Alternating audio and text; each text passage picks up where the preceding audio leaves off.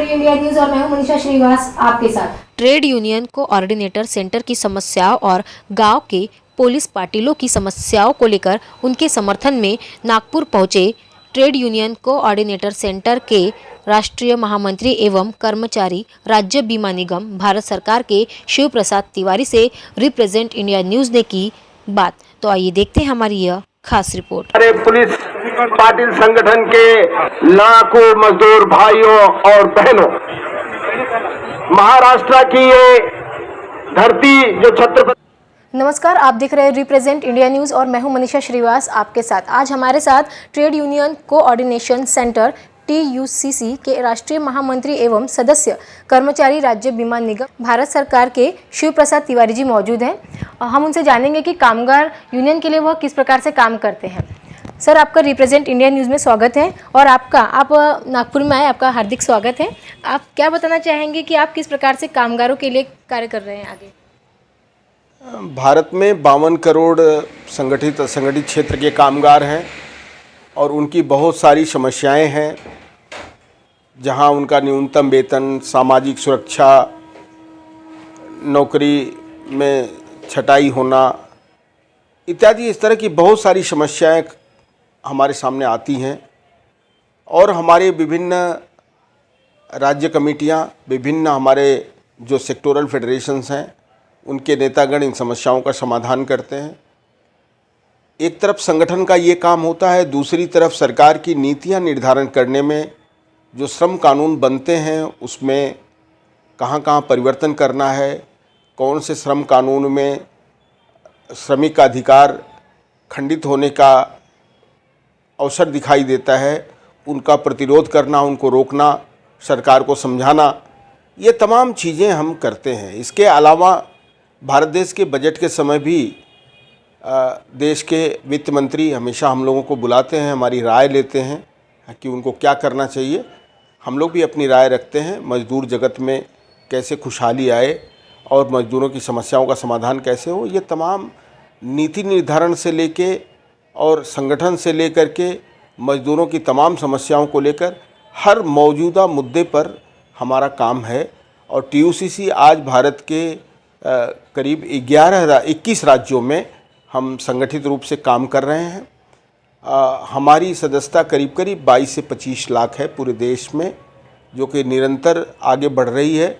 और सबसे विशिष्ट बात यह है कि भारत में केवल एक ही संस्था है कामगारों की जो नेताजी सुभाष चंद्र बोस के राष्ट्रवादी सिद्धांतों को लेकर के आगे बढ़ रही है।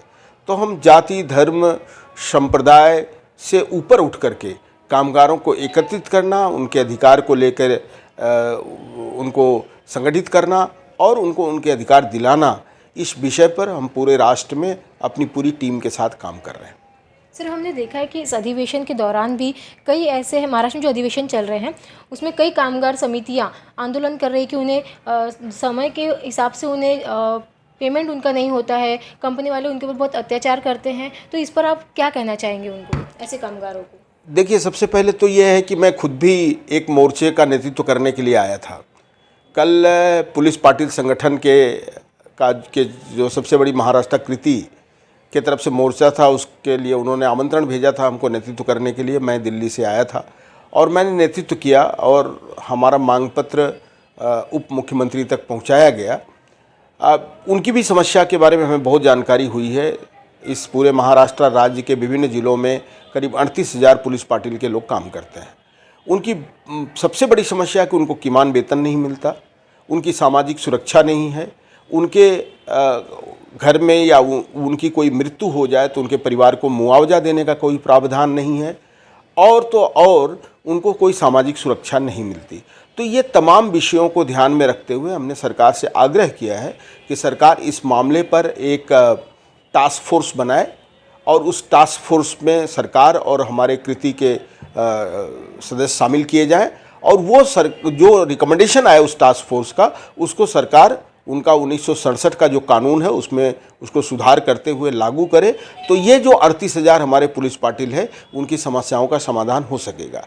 हमारी जानकारी में ये भी आया है कि कल बहुत सारे असंगठित क्षेत्र के भी कामगारों की तरफ से मोर्चे आए हैं और अलग अलग विभाग में काम करने वाले लोगों ने अपने मांग पत्र सरकार के पास सौंपे हैं।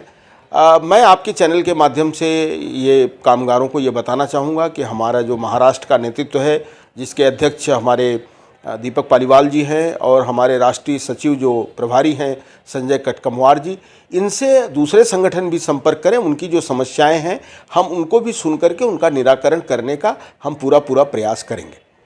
लेकिन सर, इतने सारे पुलिस पाटिल जो एक गांव की रक्षा करता है, हर समस्या का निदान करता है, लेकिन उनके साथ भी अगर होगा तो और बार बार सरकार को निवेदन देने के बावजूद भी उनकी मांगें पूरी नहीं की जाती, क्या कारण है, क्या कमी है ऐसी? देखिए, इससे पहले क्या उनकी स्थिति रही है उस पर मैं नहीं जाना चाहूँगा, क्योंकि तब तक हमारा कोई संगठन उसमें नहीं था।